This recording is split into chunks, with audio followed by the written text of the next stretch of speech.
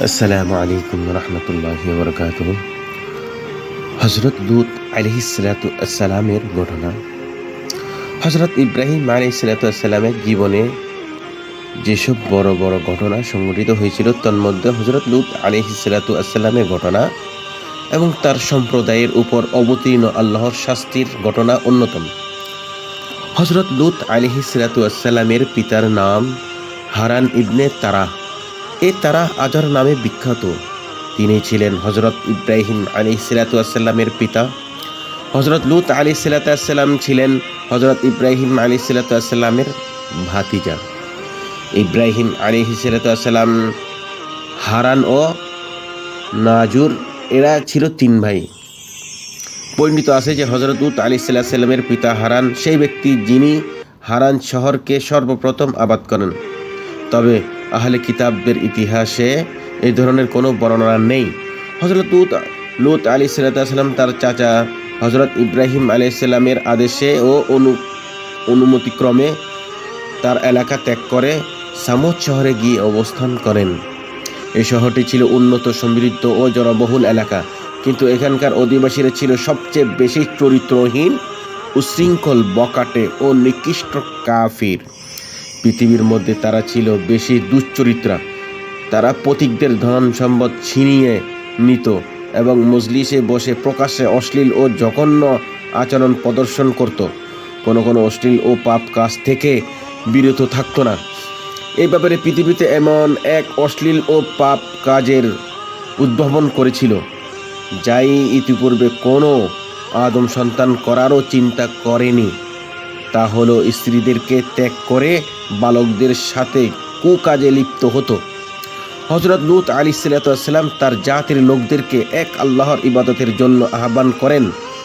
তাদেরকে এই খারাপ ও পাপ কাজ থেকে বিরত থাকার জন্য বলেন, কিন্তু এই দাওয়াত কবুল করার পরিবর্তে তারা তাদের ভ্রষ্টতা, অবাধ্যতা, অশ্লীলতা ও কুফরির উপর দৃঢ় থাকে।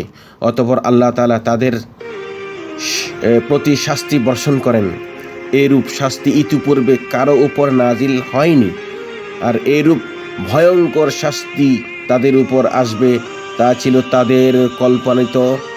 তাদের উপর আল্লাহ তাআলার এই শাস্তি পৃথিবীর মানুষের জন্য দৃষ্টান্ত হয়ে রয়েছে। এর মধ্যে রয়েছে মানুষের জন্য এক চরম শিক্ষা। এই কারণে আল্লাহ তাআলা এই ঘটনাকে পবিত্র কোরআনে উল্লেখ করেছেন। আল্লাহ তাআলা বর্ণনা করেন, আউযু বিল্লাহি মিনাশ শাইতানির রাজীম। ওয়ালুতান ইয ক্বালা লিকওমিহি আতা'তুনাল ফাহিশাতা মা সাবাকাকুম বিহা মিন আহাদিন মিনাল আলামিন ইন্নাকুম লাতা'তুনার রিজালা শাহওয়াতাম মিন দুনিন নিসা বাল আনতুম কওমুম মুসরিফুন। وما كان جواب قومه إلا أن قالوا أخرجوهم من قريتكم إنكم أناس يتطهرون فأنجيناه وأهله إلا امرأته كانت من الغابرين وأمطرنا عليهم مطرا فانظر كيف كان عاقبة المجرمين। অর্থ, আমি লূতকে নবী বানিয়ে পাঠালাম। তখন তিনি তার কওমকে বললেন, তোমরা কি এমন বেহাইয়া হয়ে গেছো যে তোমরা এমন অশ্লীল কাজ করছো যা দুনিয়াতে তোমাদের আগে কেউ করেনি? তোমরা নারীদেরকে বাদ দিয়ে পুরুষ থেকে তোমাদের যৌন ক্ষুধা মিটাও। আসলে তোমরা একেবারেই সীমালঙ্ঘনকারী। কিন্তু তার কওমের জবাব এছাড়া আর কিছু ছিল না যে, তোমাদের এলাকা থেকে এদেরকে বের করে দাও। এরা বড়ই পবিত্রতার বাহাদুরি দেখাচ্ছে। অবশেষে আমি লূত ও তার পরিবারকে বাঁচিয়ে দিলাম, তার স্ত্রীকে ছাড়া, যে তাদের মধ্যে শামিল ছিল। যারা পেছনে পড়ে রইল ওই কওমের উপর আমি এক বৃষ্টি বর্ষণ করলাম। তারপর দেখো যে ওই অপরাধীদের কেমন দশা হলো।